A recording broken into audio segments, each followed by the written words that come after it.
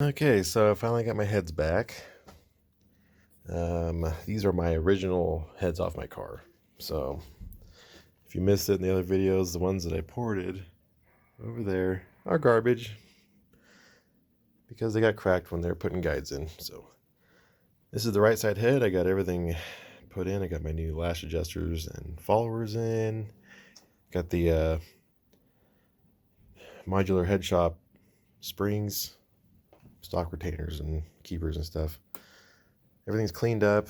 I did what I would call some mild porting. I had to port match the intakes at least at a minimum to the Ford Racing manifold, which I had ported to match the ported heads. So I ended up having to port these a little bit. I didn't get too crazy. I did pretty much just the runners and a little bit of bowl cleanup. But yeah, it's got some new valves. I should have just had them replace all of them, but the ones that were good we kept in. And I did a little bit of relief, not as much as the first time on the other heads. Relieve the intake valves a little bit. But yep.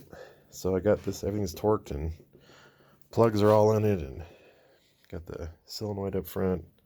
So this one's ready to go. Need to do the other one now. Yay. Alright, so I got both heads built. Just wanted to, I forgot to show you guys the exhaust ports. So like I said, I did a little, come on, focus. Did a little port work. It's not super pretty like you would see, some $1,000 heads would look, but open up a little bit, not a ton. Basically, I matched the size of the header pipes. So, anywho, these are ready to go. Just need to clean off the head surface. So, take a look in the ports there. So, I got the Ford Racing rocker kit, and one of the freaking lash adjusters, they forgot one. So, that was fun. Good thing I had old ones. It's not what I wanted to do, but I'm not too worried about those. If it would have been a follower, I would have been more concerned. Alright, so I got all the pistons cleaned up. The Dotco Brillo pad, kind of polished them up a little bit, got all the crap off of them. So the guy that did my heads, he had to, well, I asked him to take off 0.010 off the head surface to help bump compression. He said that the heads were straight after about 3, but that there were a few dents in one of the combustion chamber areas. And I thought, that's weird. So I asked him what number it was, and he goes, well, it's the back one on the right hand side. And I went over here, and I hadn't taken a good look at it before, but you see that there's like a dark spot right there, and another little one up top, and a little one on the bottom over there. And there's actually like a little slice in the edge of the piston. So they got some debris in there, something sizable like a small pebble or a large grain of sand got sucked in and bounced around and got smashed into the top of the piston. I didn't even notice that when I first took it apart. And then I'm thinking, how the heck did that thing suck in dirt? Well, I use a K&N filter. My friend Nico, he's real suspicious about K&Ns because they don't filter as well as paper. So then I came over here and look at my intake pipe, and this is what I see. Oh, can't seal too good if the tube is warped. Let me see it better from this side. Yeah, that's awesome.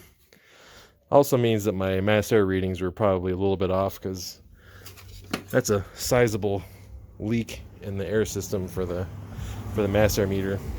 So anywho, I'll have to heat that up and bend it back and then not clamp it down as much. So anyways, got the gaskets on, got the head surfaces all cleaned. I ran the motor through a few times and wiped the cylinder walls with an oily paper towel to get any debris out of there. Because when you're cleaning off the pistons and the head surface, there's stuff flying around, so you're gonna get junk in the cylinders. So anywho, I got everything kind of wiped out with some oil to give it some lubrication for the first start. And I got the head surfaces clean with some brake cleaner, or the block surface clean. Need to clean the head still. One thing I'm going to do, or one thing I did was I hit my headers in the areas where you could see them and the areas that I could get to with that same pad on my Dotco. This little fella. Kind of polished him up a little bit. But there was a guy, I was wondering if I could bolt the headers onto the heads and then drop them in. Save myself about 4 hours and a bunch of heartache. And I just happened to come across a video of a guy that did heads on his Mustang, and he did the same thing. He bolted the long tubes to the heads and then dropped it in. The only thing you have to do is undo the steering shaft and move to the side to be able to get this one in over here. You don't have to pull the starter out on this side. You can just snake the header down in there and hopefully it'll drop right in. I practiced with the header, so should work. Anyways, I'm gonna get those heads cleaned up, get these headers bolted on, and then drop these heads in, and I'll come back to you in just a second. All right, the passenger side is bolted up. Easiest header job I've ever done. If nothing else, it looks cool, you know. All right, one last look here. Everything's been super cleaned. Make sure there's no lint on there or anything. Cool, slam this bad boy. All right, so milestone achieved. I got the heads on and torqued. So I got the timing setup in. I've run the motor through a few times, that's why the marks don't line up. But you set the number 1 cylinder on top dead center. This little sprocket down here has a keyway, so you can't mess that up. But there's a mark on that sprocket and marks on these sprockets, and you line up these dark colored parts in the chain with the marks on the sprockets. Pretty simple. Okay, so now the timing chain's done and all the accessories up front here are torqued. 89 inch-pounds for pretty much all this small hardware up here. Before I put the front cover on, you have to put small dabs of silicone where the heads meet the block. You have to do the same thing on the valve cover gaskets. Same 2 little spots, little dab of black RTV or whatever RTV you want to use over those little spots, and you're good to go. Don't forget the crank trigger. Almost forgot. So I think I'm gonna put some RTV on this thing and get the front cover on. I think we're pretty much done up here. I'm gonna take another second look just to make sure. Hate to come this far and take it back apart. Then I gotta start doing all this stuff. I gotta get these hoses bolted to the back of the block. I gotta rerun the harness back to the trans and around both sides of the motor. I might put the valve covers on before I do that though, because these wires have lots of little plastic things that could break off and fall inside and stuff. So probably do the front cover, valve covers, and then I'll start bolting on all this other stuff, and then do the power steering pump, hook up the coolant lines, get all the connectors on I can get. I'll leave the crank trigger off for now so I can prime it, and yeah, intake manifold, fan shroud, all the rest of that stuff. So this has been a huge job, far more work than I was expecting, but I'm glad I took the time to do at least a little porting on the heads, even if it's only worth 5 or 10 horsepower, but whatever. I couldn't just put them back on stock. It's not how I roll.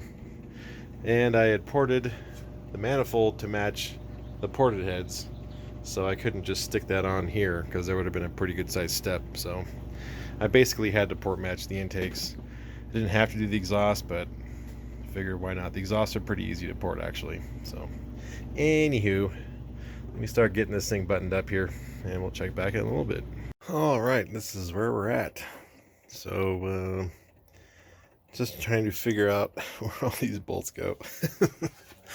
I should have bagged this stuff and tagged it. And so I got the Steeda pulley on, front cover obviously, valve covers on. I really like how these crinkle paint valve covers turned out. Pretty sick. So I'm working on the crossover. I got the ground strap I got to do. I got to do the bolt, figure out how that bolts back in, holds the water hoses back there. A few little odds and ends. I got to bolt the power steering pump back up. But then I got to rerun my harness still. And last thing will be intake manifold. So moving along, getting fewer and fewer bolts to choose from. So looking good so far. I think that'll be it for tonight.